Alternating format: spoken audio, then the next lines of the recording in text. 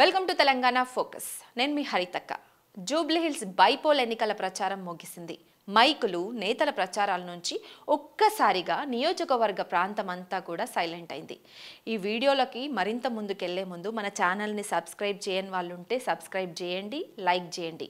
ఈ వీడియో మరింత మందికి చేరాలంటే షేర్ కూడా చేయండి. ఇక వివరాల్లోకి వెళ్దాం.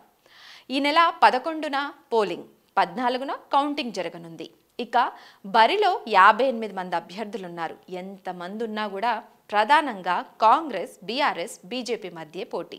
మొత్తం 4,13,65 మంది ఓటర్లుండగా అందుకు గాను 407 పోలింగ్ కేంద్రాలను ఏర్పాటు చేశారు ఎన్నికల అధికారులు. సమస్యాత్మక ప్రాంతాల్లో పారామిలిటరీ బలగాలతో బందోబస్తు కూడా ఆల్రెడీ సిద్ధం చేసిండ్రు. 139 డ్రోన్లతో పటిష్టమైన నిఘా పర్యవేక్షణ ఉంటుందని కూడా సమాచారం ఉంది. జీహెచ్ఎంసీలో కంట్రోల్ రూమ్ను ఏర్పాటు చేసి అక్కడి నుంచే పర్యవేక్షణ చేసే విధంగా అన్ని ఏర్పాట్లు చేశారు. అయితే అన్ని పార్టీలకు ప్రతిష్టాత్మకంగా మారింది జూబ్లీ హిల్స్ బైపోల్. దాదాపు 20 రోజుల పాటు అన్ని పార్టీల అగ్రనేతలు ప్రచారాన్ని హోరెత్తించారు. 2023 సాధారణ ఎన్నికల్లో జూబ్లీ హిల్స్లో కేవలం 48% మాత్రమే ఓటింగ్ నమోదవగా ఇక్కడ ఇప్పుడు జూబ్లీ హిల్స్లో ఓటింగ్ శాతాన్ని పెంచేందుకు ఈసీ చాలా విశ్వ ప్రయత్నాలే చేస్తుంది. ప్రతి ఎన్నికల్లో 50% కూడా మించని గ్రేటర్ హైదరాబాద్ ఓటింగ్ శాతం జూబ్లీ హిల్స్లో పెరుగుతుందా, ఎప్పటి మాదిరిగానే ఉంటుందా అనేది చూడాలి.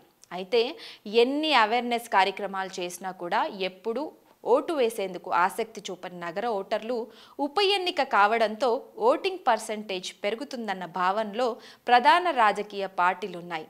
ఇక పోల్ మేనేజ్మెంట్పై కూడా అన్ని రాజకీయ పార్టీలు ఒక కన్నేశాయి.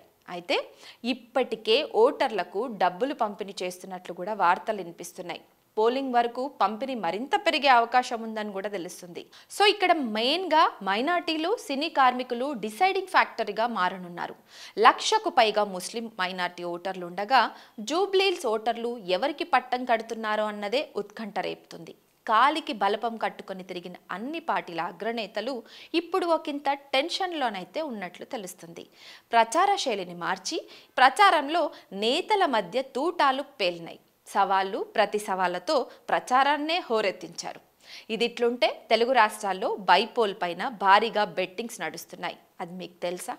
నువ్వా నేనా అన్న రీతిలో ప్రచారం నడిచింది. అది మీరు చూశారు. ఓటర్లు అసలు జూబ్లీ హిల్స్లో ఏ పార్టీని గెలిపిస్తారో చూడాలంటే మాత్రం ఈ నెల 14 వరకు ఆగాల్సిందే. Signing off. మరో ఇంట్రెస్టింగ్ వీడియోతో మళ్ళీ కలుద్దాం.